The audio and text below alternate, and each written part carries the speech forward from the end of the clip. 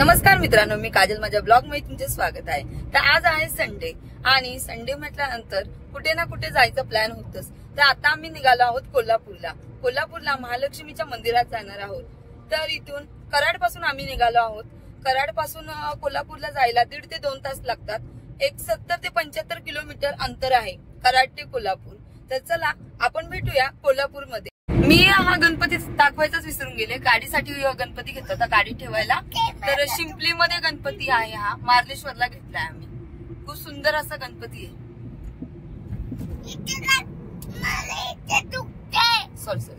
म्हणून म्हणते कार्ड द्यायला। कोल्हापूर महानगरपालिका शाहूनगरी सहर्ष स्वागत आहे। आणि मग आम्ही एंटर केलं कोल्हापूरच्या कमानीतून आत। खरंच खूप भारी वाटत होतं। खूप दिवसानंतर चालली होती मी कोल्हापूरमध्ये। आम्ही कोल्हापूरमध्ये आलो आहोत।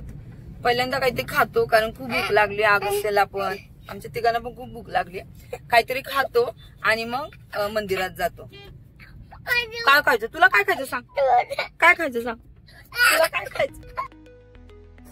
टू व्हीलरचं काय नाही, टू व्हीलर कुठेही पार्क करता येते, पण 4 व्हीलर म्हटल्यानंतर आम्ही एक ठिकाणी पार्क केली। आम्हाला वाटतं लांब करावं लागेल, पण आई अंबाबाईचा कृपा की आम्हाला मंदिराच्या बाजूलाच पार्किंग मिळाली आणि आम्ही तिथे पार्किंगला केली गाडी। आणि तिथे 1 तासाला 100 रुपये होते। मग आम्ही तिथे पटकन गाडी पार्क केली आणि आत झालो। आतमध्ये जातानाच आपल्याला मोठी अशी कमान बघायला मिळते। हा एक जुना राजवाडा आणि हा राजवाडा शाळेसाठी वापरण्यास दिला आहे। मेन राजाराम हायस्कूल व कनिष्ठ महाविद्यालय खूप सुंदर अशी शाळा आहे आणि या शाळेमध्ये माझे आहो शिकलेले आहेत।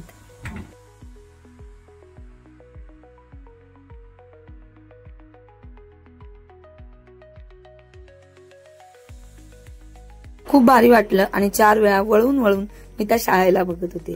एंट्री करताना मोठं असे कमान आहे दगडी। त्या दगडी कमानाच्या आत आपल्याला मध्ये जावं लागतं। आतमध्ये गेल्यानंतर बाहेर आपल्याला ओटी भरण्यासाठी साहित्य आहे, ते ओटी भरून घेऊन आपण आत जाऊया। पण आम्हाला मुख दर्शन घ्यायचे होते, त्यामुळे आम्ही काय ओटी घेतली नाही। अगं लहान आहे आणि खूपच वेळ झाला असता, कारण गर्दी खूप होती आणि एवढ्या गर्दीमध्ये लाईन मध्ये उभं राहायचं म्हटल्यानंतर अशक्य। मग आम्ही मुखदर्शनच घ्यायचं ठरवलं। बाहेरून आत जाताना तुम्हाला सांगते खूप सुंदर वाटतं। खूप खेळणी आणि खूप वेगवेगळ्या प्रकारचे बॅग वगैरे, लहान मुलांचे खेळणी, सगळ्या गोष्टी ते बघायला मिळतात। आणि अजून मी तुम्हाला कमान दाखवते। एक लाईन घेतली, एक लाईन घ्या, परत एक लाईन। कितीला विचार करेल? फळे वगैरे, लाडू, प्रसाद, बासुंदी, चहा, ओटी भरण, त्याचे साहित्य पण इथे मिळते आपल्याला। बाहेरून किती थकवा आलेला असू दे, पण आत आल्यानंतर आपल्याला भारीच वाटतं।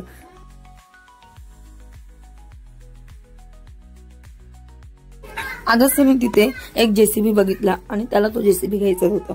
जेसीबी आल्याला विचारलं जेसीबी किती रुपयाला? जेसीबी होता तर छोटा, तिथे समोर दिसत असेल मी आणि अगस्त्य उभे। खूप गरम होत होतं, ऊन होतं, छत्री खाली उभं होतो आणि यांनी सांगितलं जेसीबी हा 350 रुपयाला। एवढासा जेसीबी 350 म्हटल्यानंतर मी तर नाहीच बोलली आणि अगस्त्य डॅडाला बोलले आपण बाहेरून घेऊया परत। पण तो कमी करता करता 240 वर आला, तरी माझा अगस्त्य काय ऐकायला तयार नाही। मुलांनी हट्ट केला म्हणजे दुकानदाराला माहिती हे खेळणी घेतल्याशिवाय काय राहणार नाही आणि तोही काय माघार घेत नव्हता। शेवटी आम्ही अगस्त्यला घेऊन निघालो पुढे आणि त्याने आवाज दिला लास्ट 175 ला देतो आणि रिटर्न येऊन तो जेसीबी आम्ही घेऊन गेलो।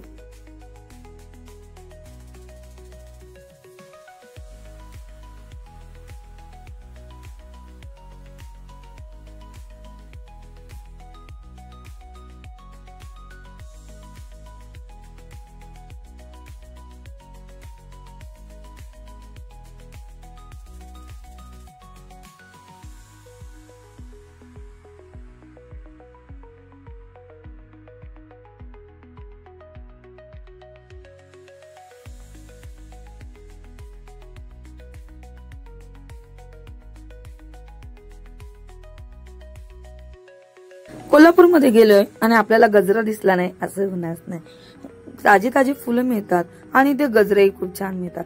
ड्रेस घातलेला असू, साडी नेसलेली असू, नाहीतर जीन्स घातलेली असू, तरी इथे आवडीने गजरा हा बायका लावतातच। तुम्ही कधीही या, अंबाबाईच्या मंदिरात गर्दी ही अशीच दिसणार। 4ही महिन्यात अंबाबाईच्या मंदिरात गर्दीच असते। हे मंदिर 7व्या शतकात चालुक्य राजवंशांच्या काळात बांधले गेले असून ते एक महत्वाचे शक्तीपीठ म्हणून मानले जाते. हे मंदिर करवीर निवासिनी म्हणून ओळखले जाते आणि कोल्हापूर शहराच्या धार्मिक आणि सांस्कृतिक जीवनाचा अविभाज्य भाग आहे. मंदिराचा इतिहास सुमारे वर्षाहून अधिक जुना आहे. मंदिराचा गाभारा आणि मूर्ती 7व्या शतकातील असल्याचे मानले जाते. एका जुन्या शिलालेखनातून असे समजते की चालुक्य राजांनी या मंदिराला भव्य स्वरूप दिले आहे. मंदिरामध्ये एक रहस्यमय स्तंभ आहे ज्याची मोजणी आजपर्यंत कोणीही करू शकलेले नाही. संपत्ती आणि समृद्धीची देवी महालक्ष्मीला समर्पित एक प्राचीन आणि प्रसिद्ध मंदिर असे म्हटले जाते. तर या मंदिराची स्थापना सुमारे 1200 वर्षापूर्वी झाली असून राजा अमोघ वर्षाने एका ताम्रपट्टावर उल्लेख केल्याप्रमाणे 871 ईस पूर्व मध्ये करंगळी देवी महालक्ष्मी अर्पण. अंबाबाईचे मंदिर हे 52 शक्तिपीठांपैकी एक आणि महाराष्ट्रातील 3.5 शक्तिपीठापैकी एक आहे. या पीठाला करवीर पीठ किंवा श्रीपीठम असेही म्हणतात आणि येथे आपली कोणतीही इच्छा पूर्ण होतात असे मानले जाते. देवी अंबाबाई ही बालाजीची पत्नी मानली जाते आणि तिरुपती भेटीनंतर कोल्हापूरची भेट घेणे हे महत्त्वाचे मानले जाते. येथे महालक्ष्मी व्यतिरिक्त दुर्गा, शंकर आणि विष्णू यांसारख्या देवतांच्या मूर्ती देखील आहेत.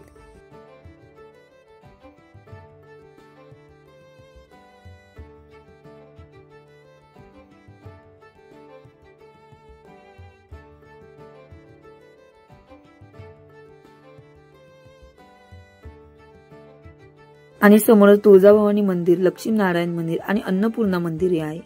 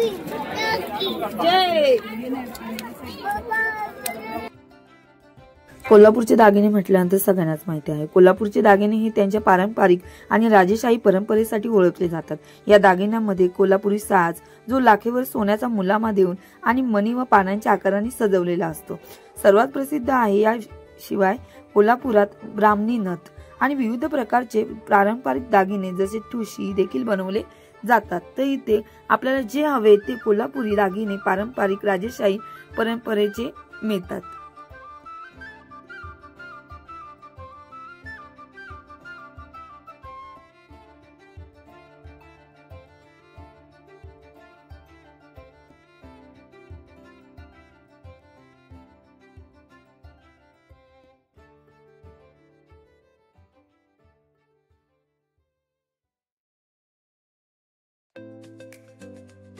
इथे बघू शकता खूप सुंदर असं वगैरे आहे.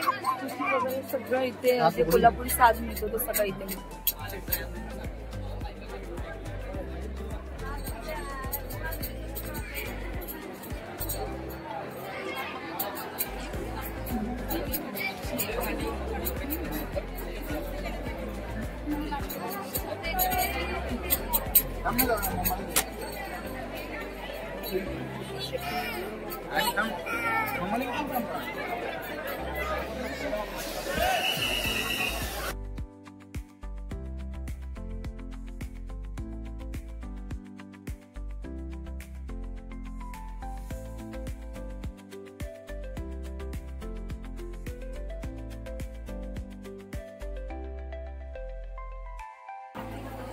पावसाळा, उन्हाळा, हिवाळा काही असतो, गर्दी काय कमी नसते.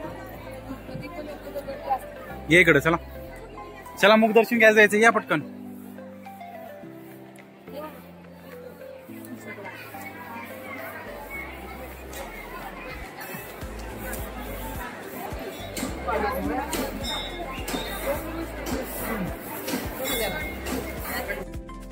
इथे मोठे मोठे असे दीपस्तंभही आपल्याला बघायला मिळतात, जे नवरात्रीच्या वेळेस, सजावटीच्या वेळेस खूप सुंदर असे उठून दिसतात.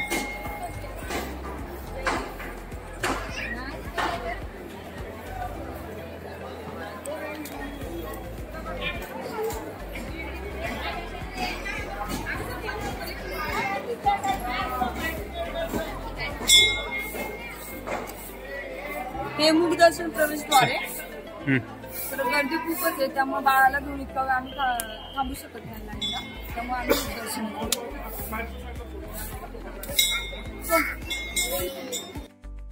मुखदर्शनला जाताना सुद्धा खूप गर्दी होती. आतमध्ये गेलो आणि आतमध्ये गेल्यानंतर आतमध्ये पण खूप गर्दी होती, तरी आम्ही आत गेलो आणि जिथे मोकळी जागा दिसेल तिथे थांबण्याचा प्रयत्न केला, कारण व्यवस्थित असे दर्शन झाले पाहिजे आपले म्हणून. किती छान वाटते ना. तर आमच्यासोबत तुम्ही अंबाबाईचे दर्शन घ्या. अंबाबाईचे दर्शन घेऊन बाहेर आलो, तरीही मी परत एकदा पुन्हा दर्शनाला गेली आणि गेल्यानंतर तुम्हालाही दाखवते. खूप सुंदर असं दर्शन झालं, कारण सेकंड लाईनला गर्दी कमी होती, त्यामुळे मी परत गेली. बाहेर आलो. बाहेर आल्यानंतर गेटच्या पाठीमागून आले तरी पण आपल्याला आहे तीच गर्दी आणि तीच मंडई दिसणार आहे. खूप मोठा असा बाजार बसतो इथे. देवीचे फोटो, साहित्य, देवघरातले सगळे साहित्य इथे मिळतात. त्यानंतर ज्वेलरी, हळदी कुंकू, भंडारा, शुद्ध हळद मिळते इथे, चॉकलेटी कुंकू, अष्टगंध. आणि आम्हाला देवघरामध्ये कुंकू हवा होता, त्यामुळे आम्ही कुंकू घेतला. लाह्या, प्रसाद, त्यानंतर पंत्याही होत्या तिथे. दिवाळी जवळ आल्या म्हटलं तर पंत्या तिथे खूपच होत्या, म्हणून जाऊन बघते तर तिथे आवळा आणि आंबट चिंच होती. तोंडाला खूप पाणी आलं आणि बोले घ्यावा. तर अगस्त्य डॅडा बोले इथे काय बघते, पुढे जाऊन तर खूप काय काय बघायला मिळणार आहे. खूप सुगंध आला बघा या गजऱ्यांचा आणि तिथून निघू वाटेना, म्हणून गाडीला एक गजरा घेतला आणि गजरा घेऊन निघालो. खूप गर्दी होती, बाजार पूर्ण भरलेला होता.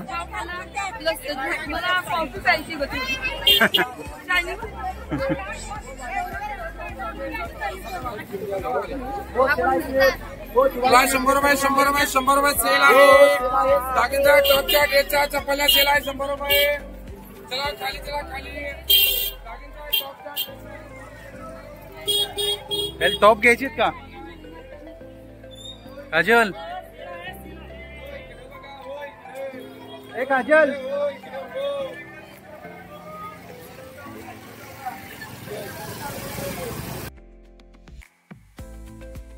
इथे बघा अगस्त्य डॅडा मला खूप आवाज येत होते, तुला टॉप घ्यायचे का म्हणून. आणि मी अपोजिट साईडला गेली होती आणि मला काय आवाज झाला नाही. आणि मी बघितलं तिथे हिरव्या बांगड्या आपण घालतो किंवा हातामध्ये ज्या बांगड्या घालतो त्याच्यामध्ये आपण ज्या बँटिक्सच्या बांगड्या घालतो ना, एक नंबर अशा व्हरायटी होत्या. खूप सुंदर बांगड्या होत्या. घ्यावं म्हटले पण साईज माझी नव्हती व्यवस्थित हाताची, त्यामुळे मी काही घेतल्याच नाही त्या. कोल्हापूरमध्ये जरा रेट जास्त असतोय, पण खरं तर ज्वेलरी खरंच छान असतात. पण या बांगड्यांची एवढी काय रेट नव्हता. ₹100 कोणतीही घ्या बांगडी, त्यामुळे मी घेणार होती, पण माझ्या साईजच्या काही बांगड्या नव्हत्या. पूर्ण मार्केट भरलेलं होतं आणि इथे सेल खूप होते. खरं तर कोल्हापूरमध्ये सेल खूप असतात. ज्या ज्वेलरी वगैरे काय असेल ते जर रेट जास्त असेल ना, तर खरं तर मी इथून ज्वेलरी घेऊन गेलेली आहे, मला अनुभव आहे. पण या ज्वेलरी लवकर खराब होत नाही.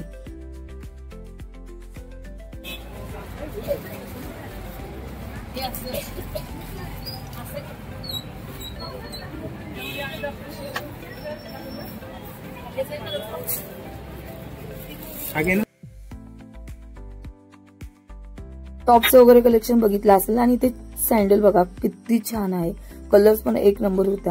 200 आणि ₹150 अशी प्राइस होती. आणि वरती ज्या सगळ्या सँडल्स होत्या त्या ₹300. त्यातून मला एक सँडल खूप आवडली आणि मी ती घेतली. त्यानंतर अगस्त्य डॅडांनाही आवडली. मामी डायरेक्टली त्यांच्या एक पसंतीचे आणि माझ्या एक पसंतीचे असे 2 सँडल घेतले. पुढे आलो. पुढे आल्यानंतर काय सांगू, तोंडाला पाणीच येत होतं. आवळा, कच्चा आंबा, कैरी, चिंच, बारीक कट केलेला आवळा, त्यानंतर तो सुकून आवळा पॅकेट बनवतात, पाचक आवळा, तोही होता इथे. चिंचा. मग घरी येताना मला आवळा खूपच आवडतो, मग काही कैरी आणि आवळा वगैरे आम्ही घेऊन आलो. पुढे आल्यानंतर तहान खूप लागली होती. पाणी पिण्यापेक्षा आम्ही उसाचा रस घेतला आणि थंडगार असा उसाचा रस पिलो.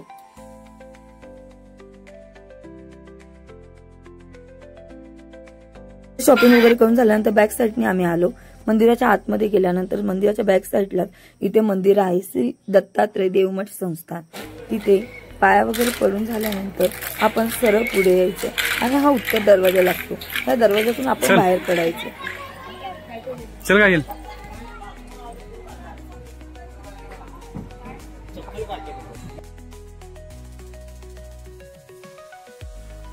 तुम्ही उत्तर दरवाजातून आल्या तरी पण तुम्हाला जी आहे तीच गर्दी दिसणार, ते दुकानं दिसणार, फुलं वगैरे माळा एकदम फ्रेश असणार इथे. आणि तुम्हाला सांगते फुलं तर इतके फ्रेश होते नाही ते. आम्ही कोल्हापूरमध्ये आलो आणि कधी घरी फुलं घेऊन गेलो नाही असं कधीच झालं नाही. जाताना आम्ही फुलंही घेऊनच जातो. ही दरवाजाच्या बाहेर पडताना आपल्याला ही सगळी काही गर्दी आणि हा सगळा बाजार दिसतो.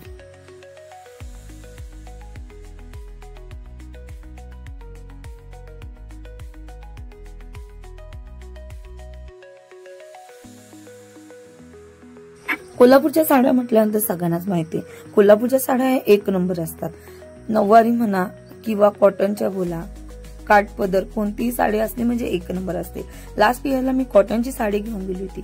एक नंबर आहे अशीच साडी आहे. खूप छान कलर वगैरे आहे आणि इथे खूप व्हरायटी असते. साड्या तुम्ही बघू शकता. आणि इथे बाहेर गेल्यानंतर दक्षिण दरवाजातून बाहेर पडल्यानंतरच आपल्याला ही सगळी दुकानं बघायला मिळतात. खूप छान प्रकारे असे कलेक्शन होते. मला एक साडी घ्यायची होती पण वेळ काही नव्हता. इथेच बसली तर आम्हाला घरी जायला खूप उशीर झाला असता. मग मी फुलं घ्यायला गेली. बॅक साईडने फुलं वगैरे घ्यायला गेली. तिथे खूप सुंदर अशी फ्रेश फुलं होती. घेतानाच आम्ही एकच फुल नाही तर सगळे मिक्स असे फुल घेतले.